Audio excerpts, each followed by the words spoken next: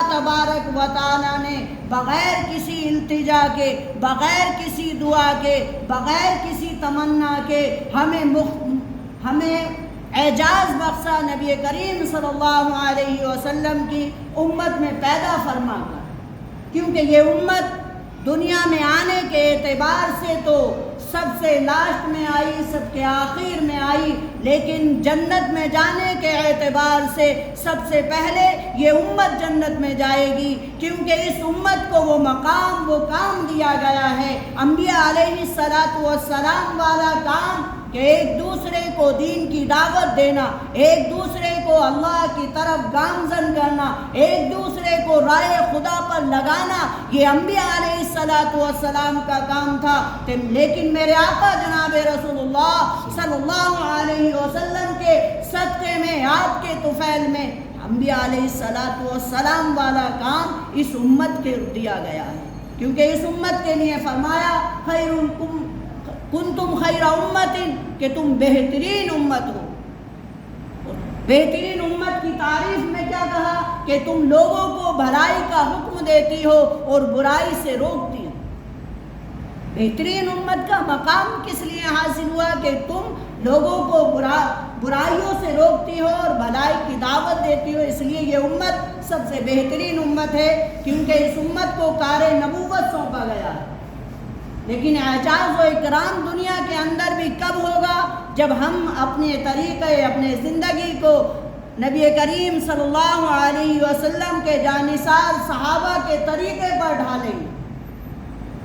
ہم اپنے طریقے کو، ہم اپنے اعمال کو آقا نبی کریم صلی اللہ علیہ وسلم کے طریقے پر، آپ کی سنتوں پر عمل کریں گے، کیونکہ آج ہمارا مزاج بدل چکا ہے، ہمارا طرز زندگی بدل چکا ہے۔ ہم یہ چاہتے ہیں کہ پہلے اللہ تبارک و تعالیٰ کی مدد آئے، ہم اس کے بعد میں کام کریں گے، لیکن اللہ یہ چاہتا ہے، اللہ نے اعلان کیا، کس بات کا اعلان؟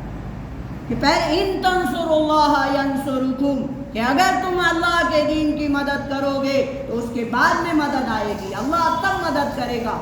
دیکھ لو زندگی، ہر ایک نبی کریم صلی اللہ علیہ وسلم کی زندگی، صحابہ اکرام کی زندگی دیکھ لو، کہ ایک وقت ان پر وہ تھا کہ انہوں نے پیٹ سے پتھر باندھ کر، پتے چاپ کر زندگی گزاری، لیکن جب دین کی خاطر اپنے آپ کو لگا دیا تو اللہ نے ایسے اسباب پیدا کیے کہ قیس و کسریٰ کے روم کو فتح کر، ساری چیزوں کو فتح کر کے اور ساری دنیا کی دولت کو ان کے قدموں میں لا کر ڈال دیا۔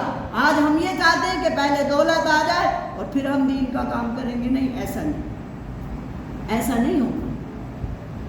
پہلے ہمیں لگنا پڑے گا، پہلے قربانیاں دینی پڑے گی، کیونکہ دنیا کی معمولی سی چیز بغیر تپے اور بغیر محنت اور کوشش کے حاصل نہیں ہو سکتی۔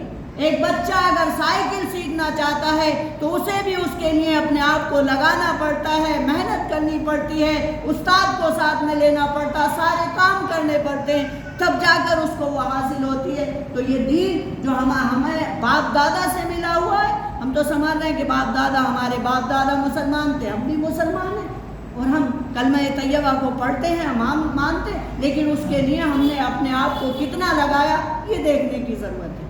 اور یہ بغیر سیکھے نہیں آئے گا، بغیر نکلے نہیں آئے گا۔ کبھی کسی کو دیکھا کہ وہ سڑکوں پر ٹہلتا ہو اور وہ یونیورسٹی کو پاس کر لے، یونیورسٹی میں گیا نہ ہو اور وہ ایگزام جا کر دے آئے؟ ایسا ہو سکتا ہے؟ اس نے اپنے آپ کو لگایا نہ ہو اور کامیابی کا جھنڈا اس کے ہاتھ میں آ جائے؟ ایسا نہیں ہوتا۔ دنیاوی طریقے سے بھی اور آخرت میں بھی ایسا نہیں ہوتا۔ جب صحابہ اکرام نے اپنے آپ کو لگایا تو اللہ نے ساری چیزوں کو ان کے لیے آسان کر دیا۔